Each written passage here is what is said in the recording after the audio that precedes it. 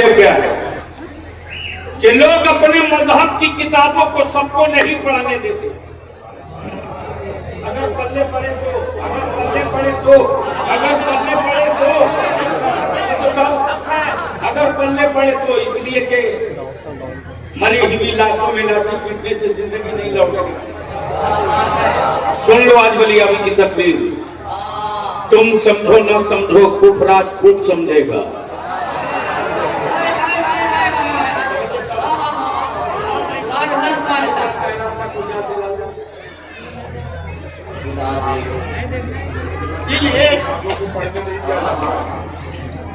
सीना अलग अलग, दुनिया में मजहब अनेक, किताबें अनेक, लेकिन हर कोई अपने मजहब की किताब सबको नहीं पढ़ने देता। ये किताब धर्म की है, फला बिरादरी के लोग ही पढ़ेंगे। ये किताब फला मजहब की है, फला साहब के ही लोग पढ़ेंगे। लेकिन यार ये कुरान है, कुरान जिसने सीने ठोक के कहा मुल्क कोई हो जो चाहे वो पढ़ सकता है। नारे तकबीर, नारे रिसालत, अज़मते कुरान। तो यह क्लियर हो गया कि ये नहीं है कि कुरान शरीफ सैयद पढ़ेगा, कुरान शरीफ शेख पढ़ेगा, कुरान शरीफ अंसारी पढ़ेगा, कुरान शरीफ मंसूरी पढ़ेगा, कुरान शरीफ मीर पढ़ेगा, कुरान शरीफ मंसूरी पढ़ेगा। ये सारे कैदो बंद खत्म कर दिए गए। बिरादरी कोई हो, मुल्क कोई हो, जबान कोई हो, इलाका कोई हो, ये कलाम है अल्लाह का। सारे बंदों को पढ़ने का हक अल्लाह ने। अरबी हो पढ़ सकते हो, अजमी हो पढ़ सकते हो, शामी हो पढ़ सकते हो, रूमी हो पढ़ सकते हो, यूनानी हो पढ़ सकते हो, हिंदी हो पढ़ सकते हो, सुरजापुरी हो पढ़ सकते हो, बंगाली हो पढ़ सकते हो, शेरशाबादी हो पढ़ सकते हो। इसलिए कि मेरा खुदा वो नहीं है। हाँ बाबा, मेरा खुदा वो नहीं है जिसे बंदों ने बनाया हो। मेरा खुदा वो नहीं है जिसे बंदों ने बनाया हो, अमा मेरा खुदा तो वो है जो बंदों को बनाया। नारे तकबीर, नारे रिसालत, नारे हैदरी, मसला के आला हजरत। नारे तकबीर, नारे रिसालत, मसले के आला हजरत, अज़मते कुरान। अब अहले सुन्नत के जिम्मेदारान का ये स्टेज है और लगभग जो मैं चेहरे देख रहा हूँ वो बड़े जिम्मेदार, कोई जिला परिषद, कोई सरपंच, कोई मुखिया, कोई समिति, कोई वार्ड सदस्य, हर तबके के लोग हैं। अब इसको इसी जगह रोक लो। गोया एक किताब कुरान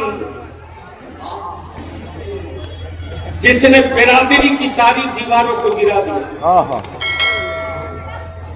गिरा दिया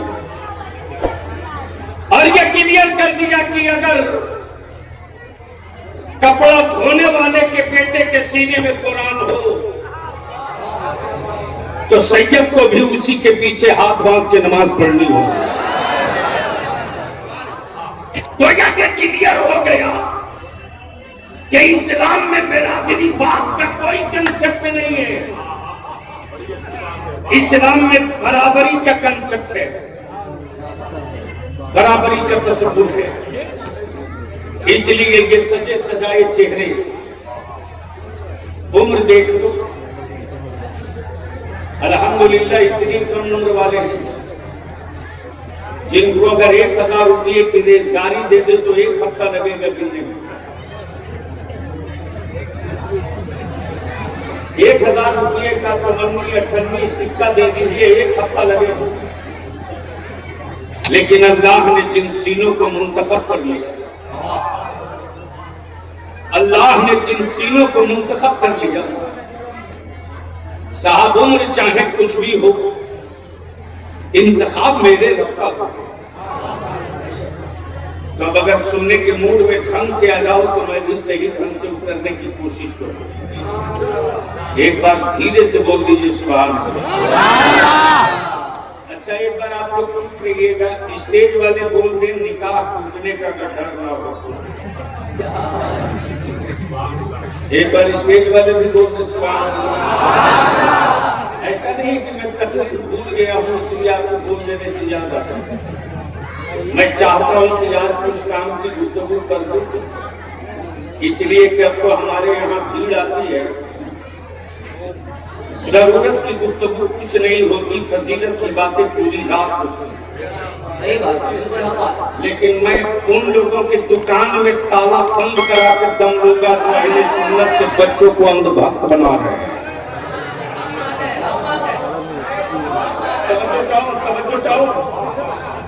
अंधभक्ति नहीं चलेगी, नबी का इश्क चलेगा। अंधभक्तों ने कोई जंग नहीं जीती है, लेकिन अगर 313 आशिक उतर गए हैं तो पूरा बदर जीत गए। इसलिए बात तो आज होगी कुछ कड़वी। अब बरबरसी आपकी, चाहो तो बर्दाश्त कर लो, चाहो तो इसलिए कि मैं वो नहीं हूं कि जन्नत की चाबी दे दूं आप लेके चल दो।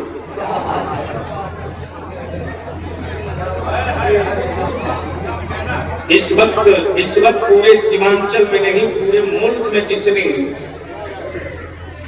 सीमांचल से एक इनकलाब का सूरज निकालने की कोशिश किया है, याद रखना सीमांचल वालों, मरने के बाद मनकबत सुनना बंद करो और अपने आदमियों से हाथ जोड़ के कमूंगा बहुत हो गया बंद कीजिए। अब हमें मनकबत की जरूरत नहीं है, मेरे दिलों को मुस्तफा की नात की जरूरत है। इस वक्त एक रैकेट चला पड़े हैं लोग, लेकर के चल पड़े हैं लोग, जिसको देखिए वही जन्नत बेच रहा है। और क्या गजब की बात है साहब,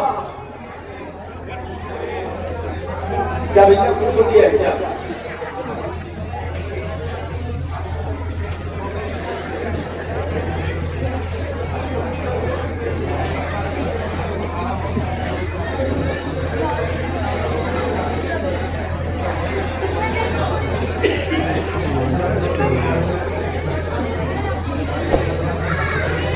जिस साहब की गाड़ी रोड पर लगी है, जिसकी वजह से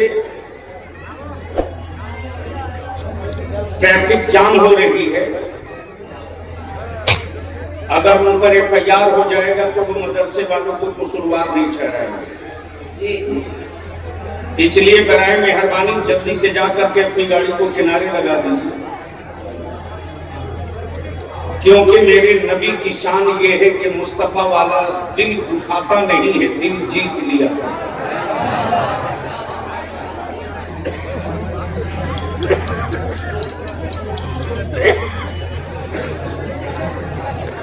तो क्या इरादा है, शुरू करो, सुनेंगे? अब तो अच्छी गुफ्तगू के लिए ना अच्छा स्टेज मिलता है ना अच्छी महफिल मिलती है, बस दिन लगा में। इस वक्त पूरे भारत में एक इनकलाब की सूरज निकालने की जो कोशिश की है सीमांचल के किशनगंज से,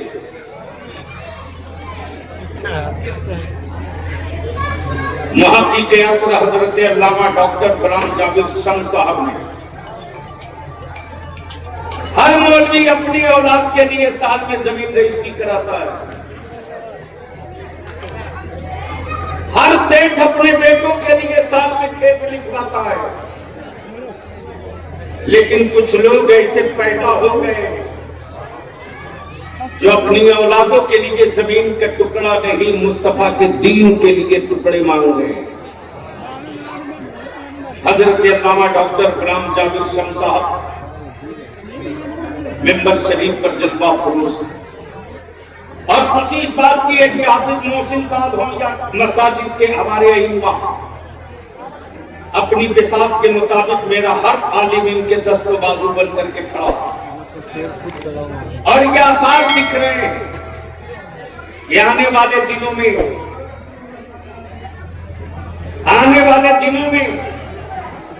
बाढ़ और सुखाड़ की हैसियत से सीमांचल को नहीं पहचाना जाएगा, बल्कि इमाम अहमद रजा यूनिवर्सिटी के तसव्वुर से पहचाना जाएगा। और इसी तरफ बाहर हो चुकी है। या तो जाएगा तो बैठे नहीं, मैं भूल जाऊंगा 2 मिनट नहीं रहेगा। ये आप मौसम का चेहरा देख करके मेरे सदर में जाए, मैं जानता हूं कि इन दिनों क्या हो रहा। बस ध्यान को करीब करो मुसलमानों, भीड़ हो मकसद ना हो, भीड़ हो मकसद ना हो, किताब हो, किताब हो, मौजू ना हो, भीड़ हो, एजेंडा ना हो, आंदोलन हो, कोई डिमांड ना हो, खूबसूरत पत्थर हो, तराशने वाला कोई नक्श निगार न हो, भीड़ इकट्ठा कर लेने से एजेंडा तय नहीं होता। इसलिए आओ ईमान वालों, आज पूरे भारत में तुम 20% हो, चुप हो, सिर्फ चुप हो। तुम्हारी चुप्पी ने सारे जमाने को चीखने पर मजबूर कर दिया है। इतना होने के बावजूद मुसलमान बोल क्यों नहीं रहा? इतना कुछ होने के बावजूद भी मुसलमान सड़कों पे उतर क्यों नहीं रहा है? इतना जुल्म होने के बाद भी मुसलमान आखिर एहतजाज के लिए मार्केट में उतर क्यों नहीं रहा है? ये बाबू के पीछे कौन लोग हैं? वो जो भी हीरो हो, एक तरफा बोलो की धरती से निकल जाए 1 सेकंड के अंदर। ये लोग जलसे में नहीं आए। माहौल ठीक नहीं है, सब तरफ गपड़ गपड़ कर रहा है, हवा सब बोल दीजिए सुभान अल्लाह। देखो सुनना है तो मूड बनाना हो। सुभान अल्लाह। बोल दो। बहरहाल इस वक्त मौजूद बहस ये है कि जिसको देखो वही जन्नत बेच रहा है, और हमारा भारत विश्व गुरु ऐसे ही थोड़े हो गया साहब। अगर पैकिंग बढ़िया कर दो तो गोबर 1500 रुपये बिक सकता है।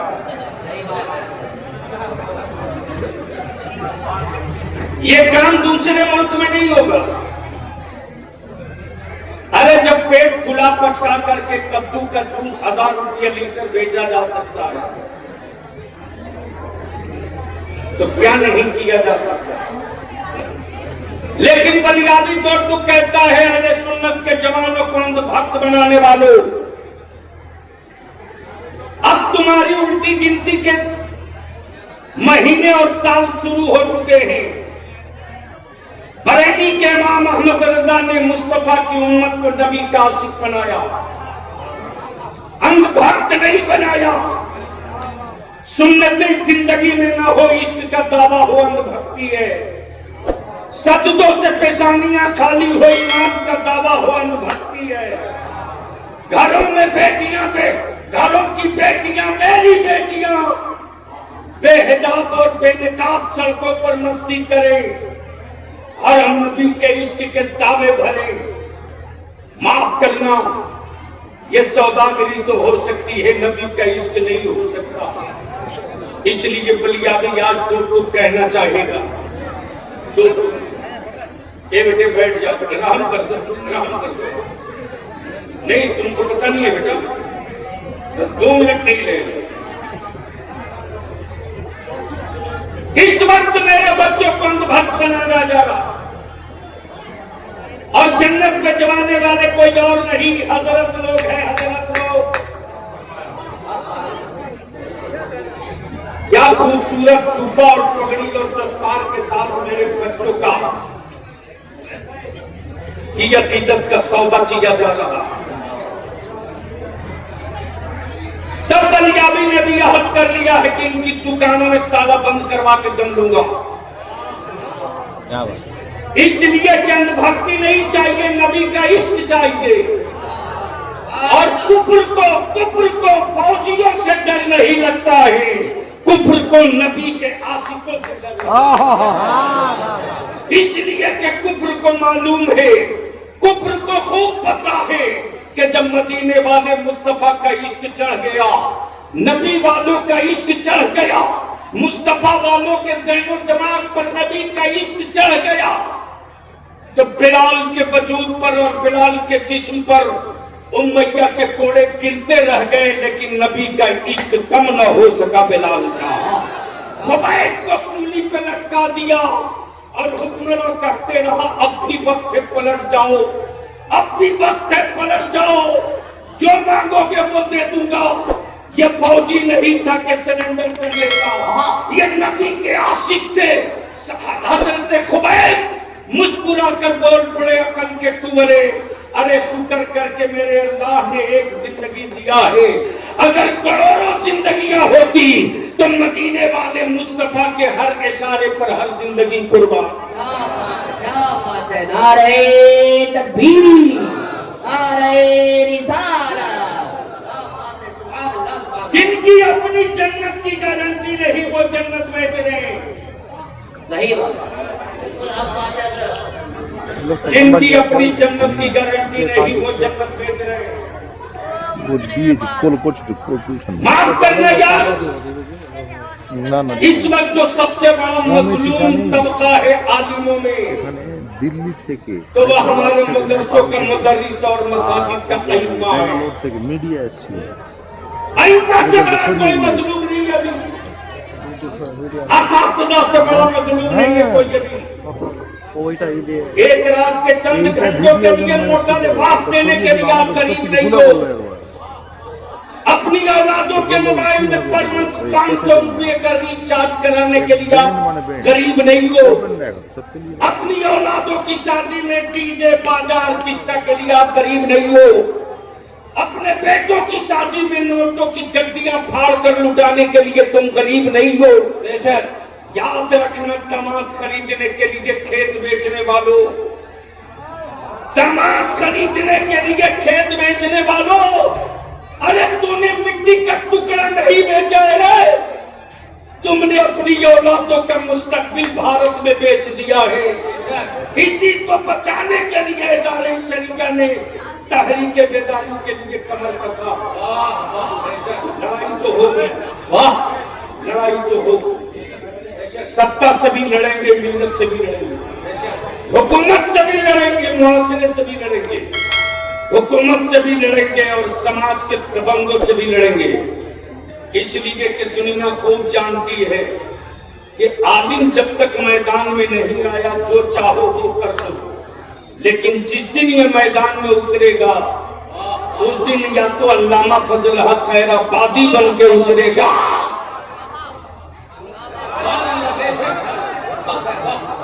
नाम सुने अल्लामा फजल, चूंकि आप पढ़े हैं तो आपको मालूम होगी, और अक्सर बच्चों को यही मालूम होगा कि अल्लामा फजल हक खैराबादी साहब। इसलिए कि पूरी जमात की एनर्जी पीरी मौलवी पे लगा दिया। हमने खानकाहों का टाइल्स और मार्बल बदलने के लिए अपनी तिजोरियों के दरवाजे खोल दिए। काश सही ढंग से ज़कात निकाल दिए होते तो मदरसों में हाफिज कुरान के साथ साथ हम अपने बच्चों को डॉक्टर और वकील। नारे तकबीर, नारे रिसालत, हुजूर गाज़ी मिल्लत। बताओ दारुल उलूम जदिया से अच्छी बिल्डिंग किस कॉलेज की? बताओ दारुल उलूम जदिया से अच्छा इंफ्रास्ट्रक्चर किस स्कूल के पास है, लेकिन यतीम खाना और टूबर खाना कह के डेमोरलाइज करने वालों, यतीम खाना और गरीब खाना कह के डेमोरलाइज करने वालों, याद रखना हर दौर में शराब तेरे बेटे पिए तड़पे आली। बेटे तुम बेटो, बेटियों की हिफाजत का दर्द महसूस करे आली।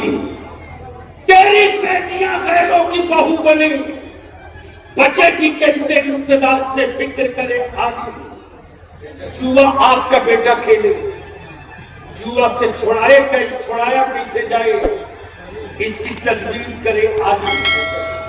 लेकिन बावजूद उसके जिसको देखो वही एड़ी उठा कर आलिमों को नसीहत करता है। याद रखना मेरे अजीज, तारीख का ये हिस्सा मैं दोहराना चाहता हूँ। मैं अपना उलमाए ज़मीन एहतराम से और मुफ्तियाँ के ज़मीन एहतराम से तारीख से बैठ गए, सभी हमारे बुजुर्ग पीछे बैठ गया। अरे बड़ों को तो आ गया यार, बड़े हमारे जाएंगे कब? तलबा तो है ही, तलबा की कुछ जब तक आप लोग नहीं रहेंगे क्या करेंगे? अरे आगे आइए ना, स्टेजों की नकल इसलिए ढीली हो